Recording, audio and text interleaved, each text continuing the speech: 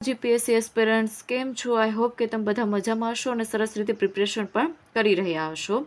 તો આજે આપણે ઇકોનોમી ભણીશું. હવે સાયન્સ અને આર્ટ્સ બેકગ્રાઉન્ડવાળા સ્ટુડન્ટને ઇકોનોમી સબ્જેક્ટ થોડો અઘરો પડી જતો હોય છે. હું તમને મારી વાત કરું ને તો હું જ્યારે શરૂઆતમાં પ્રિપરેશન કરી રહી હતી મને પણ ઇકોનોમી ના ગમતું, અને મારા જેવા ઘણા એસ્પિરન્ટ્સ છે જેને ઇકોનોમી ના ગમતું હોય. એમસીક્યુ અને ઇકોનોમી એમસીક્યુ પણ સ્કીપ કરતા હોય છે, કારણ કે ગમે એટલો ટાઈમ ઇકોનોમીને આપી દો છતાં પણ લાસ્ટમાં તો કન્ફ્યુઝન જ થાય છે. તો આ કન્ફ્યુઝન થવાનું મુખ્ય કારણ શું હોય છે ખબર છે?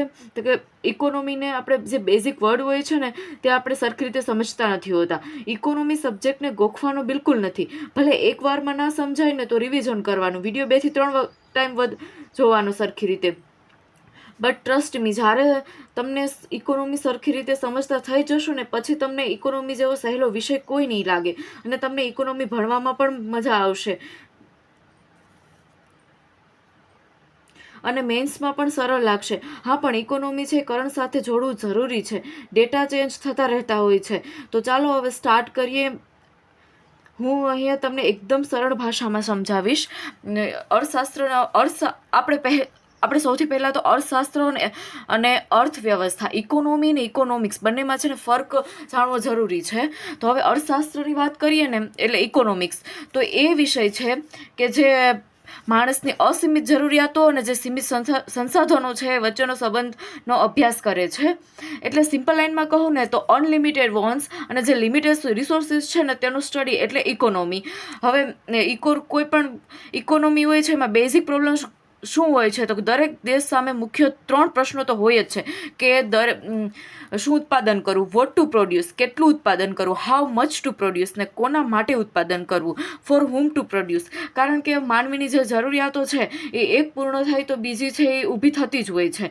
એટલે માનવીની અસીમિત જરૂરિયાતો હોય છે. એક્ઝામ્પલ તરીકે હું તમને કહું કે તમારી પાસે કીપેડ ફોન હોય તો તમને એવું થાય કે ચાલો એક સારો થયો એન્ડ્રોઈડ ફોન લઈએ. એન્ડ્રોઈડ ફોન હોય તો એવું થાય કે લેપટોપ લઈએ, કાર લઈએ, એવી જ રીતે. એટલે હું પણ જાણું છું, તમે પણ જાણો છો કે માનવીની જે જરૂરિયાતો છે ને એ ક્યારેય લિમિટેડ હોય જ નહીં. એક પૂર્ણ થાય તો બીજી જે ઊભી જ થતી હોય છે.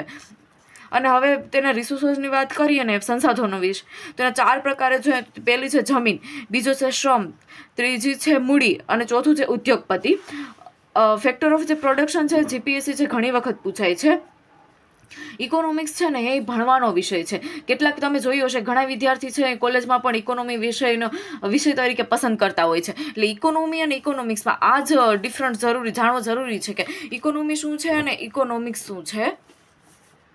હવે હું તમને અર્થવ્યવસ્થાની વાત કરું ને તો જ્યારે કોઈ દેશના લોકો ઉત્પાદન, વહેંચાણ અને વપરાશ કરે તો તેને છે ને ઇકોનોમી કહેવાય છે. એટલે ઇકોનોમી છે ને ઇકોનોમી દેશની આર્થિક સ્થિતિ જાણવી હોય ને તો ઇકોનોમી, વાસ્તવિક વ્યવહાર પણ ઇકોનોમીમાં આવે. પરંતુ આર્થિક બાબતોનો અભ્યાસ અને જે સિદ્ધાંત એટલે કે ઇકોનોમિક્સ છે ને ભણવાનો વિષય છે ને દેશની આર્થિક સ્થિતિ જાણવાનું હોય તો ત્યારે ઇકોનોમી આવે છે. હવે આપણે અર્થવ્યવસ્થાના મુખ્ય 3 પ્રકાર જોઈએ ને તો પહેલું છે બજાર વ્યવસ્થા એટલે કે માર્કેટ ઇકોનોમી, સમાજવાદી અર્થવ્યવસ્થા એટલે કે સોશિયોલિસ્ટ ઇકોનોમી, અને થર્ડ છે મિશ્ર અર્થવ્યવસ્થા એટલે કે મિક્સ્ડ ઇકોનોમી. હવે આ ત્રણેય અર્થતંત્રની વાત કરીએ તેમાં છે થોડો વધારે ટાઈમ જોઈએ. લોંગ ટાઈમ યાદ રાખવું હોય તો એક્ઝામ્પલ સહિત યાદ રાખવું પડે. એટલે થોડો વધારે એના માટે હું નેક્સ્ટ જે પાર્ટ લઈને ત્યારે હું તમને સરસ રીતે સમજાવીશ આ ત્રણેય પ્રકાર. હવે માઇક્રો ઇકોનોમિક્સની વાત કરીએ ને, માઇક્રો ઇકોનોમી અને મેક્રો ઇકોનોમી છે ને એ જીપીએસસીમાં પ્રશ્ન પૂછાઈ જાય છે. એટલે એના વિશે નોલેજ હોવું પણ જરૂરી છે, બેઝિક નોલેજ. એટલે એવા માઇક્રો ઇકોનોમી અને મેક્રો ઇકોનોમી. હવે માઇક્રો ઇકોનોમીની વાત કરીએ, માઇક્રોથી જ ખબર પડે છે કે સૂક્ષ્મ અર્થશાસ્ત્રો. આમાં છે ઇન્ડિવિજ્યુઅલ યુનિટનો સ્ટડી થાય છે. Individual consumer, individual firm. એટલે સિંગલ માર્કેટ હોય છે અને ડિમાન્ડ અને સપ્લાય ઉપર ડિપેન્ડ હોય છે. આજે માઇક્રો ઇકોનોમી છે અને father of the micro economy છે આલ્ફ્રેડ માર્શલને ગણવામાં આવે છે. હવે હું તમને એક માઇક્રો ઇકોનોમીનું એક એક્ઝામ્પલ આપું ને તો એમાં છે ને એમ ગણવાનું કે એક મોબાઈલ કંપનીની પ્રાઇસ પોલિસી એ છે માઇક્રો ઇકોનોમી ભાગ છે. હવે જોઈએ મેક્રો ઇકોનોમી, તો મેક્રો ઇકોનોમી છે ને એ વોલ ઇકોનોમી સ્ટડી હોય છે, જેમાં GDP, inflation, unemployment, national income અને બેન્કિંગ સિસ્ટમનો સમાવેશ થાય છે. અને macro economy, father of the macro economy છે એ જોન મેયનાર્ડને ગણવામાં આવે છે. એક્ઝામમાં જ્યારે હવે તો એવા પ્રશ્ન નથી પૂછાતા, પણ કોઈ પણ ક્લાસ 3ની એક્ઝામમાં પૂછાય છે કે father of the micro economy અને father of the macro economy, તો બંને નામ લખેલા છે અહીંયા. હવે મેક્રો ઇકોનોમીનું તમને એક્ઝામ્પલમાં વાત કરું ને, તો કે ઇન્ડિયામાં ઇન્ફ્લેશન રેટ કેટલું છે, તો એ બધું છે મેક્રો ઇકોનોમીમાં આવે છે.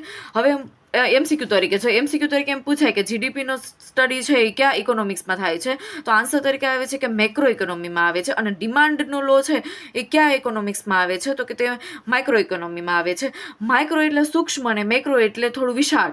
એટલે એક માઇક્રો તરીકે છે ને એક ટ્રી યાદ રાખવાનું, અને મેક્રો તરીકે આખું ફોરેસ્ટ યાદ રાખવાનું.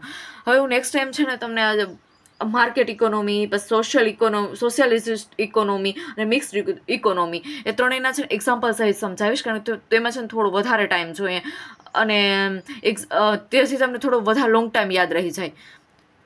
જો તમને વિડીયો છે પસંદ આવે તો લાઈક કરજો, શેર કરજો અને આ ચેનલને સબસ્ક્રાઈબ કરજો. જય હિન્દ, જય ભારત.